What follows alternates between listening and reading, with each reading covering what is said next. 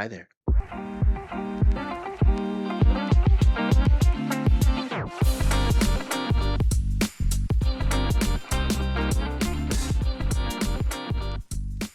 Welcome back to another episode of Smitty Snippets.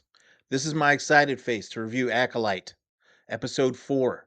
But before we do, I got questions, and one of them was brought up by a subscriber, which I am eager to share with you because it still makes no sense, along with episode 4, which also makes no sense.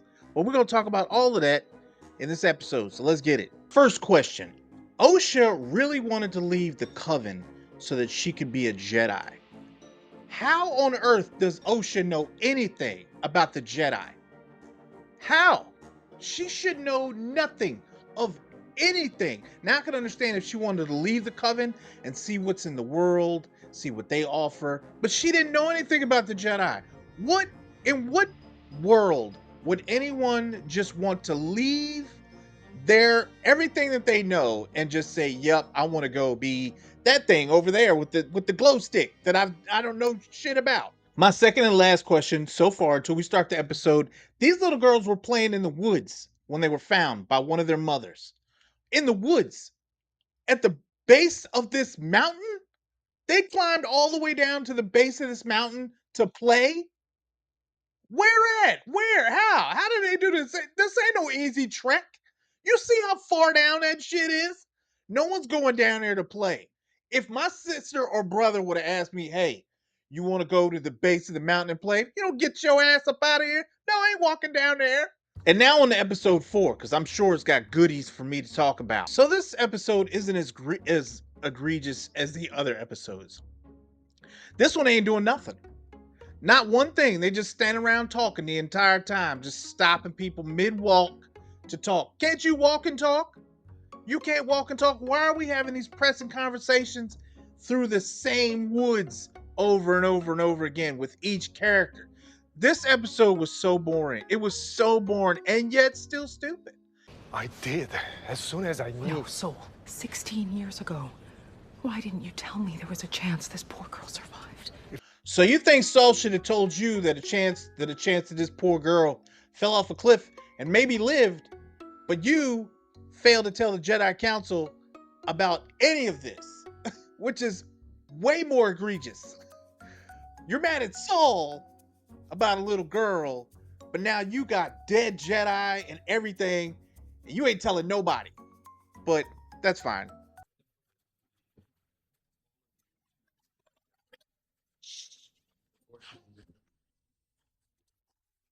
I ain't gonna get into this rat pilot thing. It's stupid. Okay? It's stupid. You know it's stupid. You're gonna need to hand that blaster over. Well, it's mine now. Well, it's actually the property of the Jedi Order, so I'm afraid I'm going to have to insist that you hand it over. He doesn't remember and she doesn't turn it over. I don't know what happened in this conversation, but it's like he just got distracted and he forgot all about that blaster. The locals say he ventured off into the forest and never came back.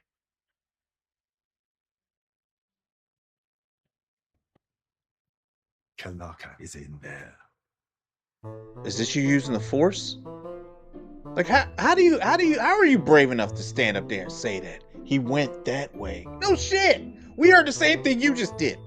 We don't know. And we don't want to know what lives out here.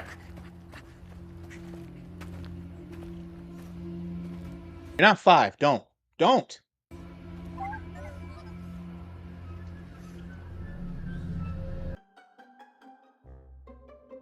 I mean, this is a bit of a nitpick, but who just goes around touching stuff? He just told you we don't know what's out here.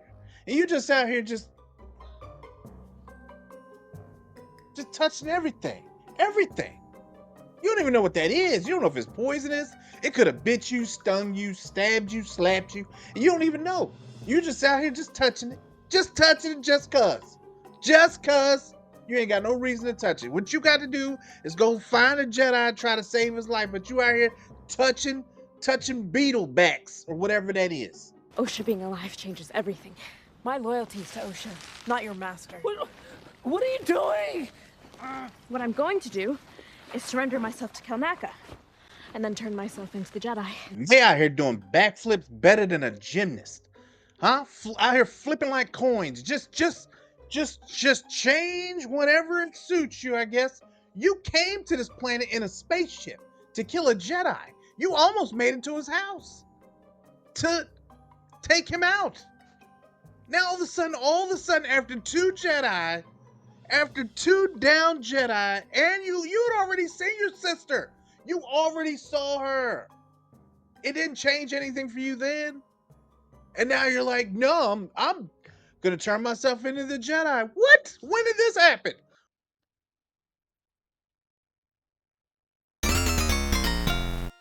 I couldn't care less about this Wookiee. Could not care less. I just met him last episode. I didn't care about him or the floating Jedi or Trinity as a Jedi. Everybody on this show deserves this kind of fate, if I'm being honest.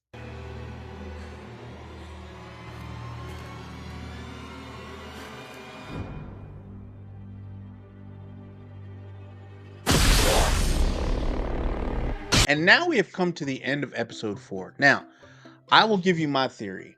I do not think that the Sith or whatever this person is May's traveling companion. I don't think it's him.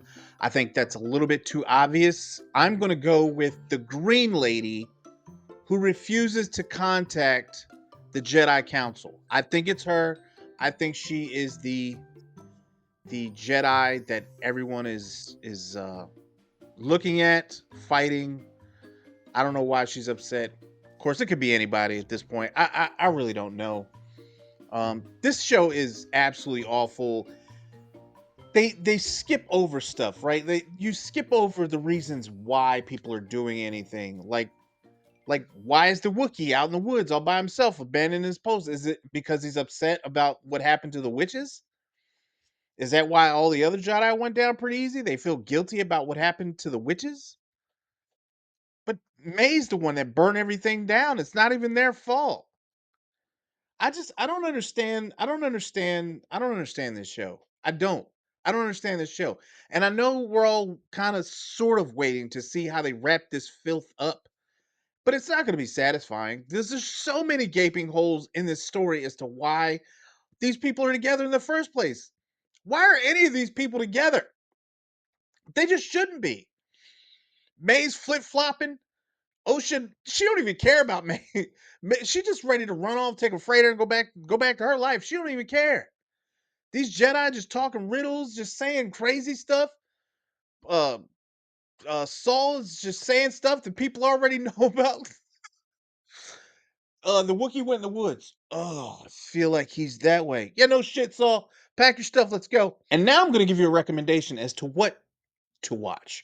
What I think you might enjoy, even if it's awful. This evening, I got bored, and I decided to get me something to eat, and I sat down and I watched Underneath Paris. It's the worst goddamn movie I've ever seen in my life. It's about sharks or a shark. And it is you think The Acolyte is bad. Holy shit. You need to watch this. Underneath Paris is horrible. And the ending, mwah, the ending is absolutely atrocious. So if you want a good laugh, right? If you want a movie that's so bad that it just makes you laugh, please, please watch Underneath Paris. It is dreadful. Dreadful. And it's free. So there you go. All right, man. I love y'all. Y'all be easy. Thank you for hanging out. And you guys have been amazing. And I thank you for that. So watch this next. And I'll get with y'all. Still doing Foundation. I have not forgotten. So I love y'all and I'll holler at y'all later. Peace.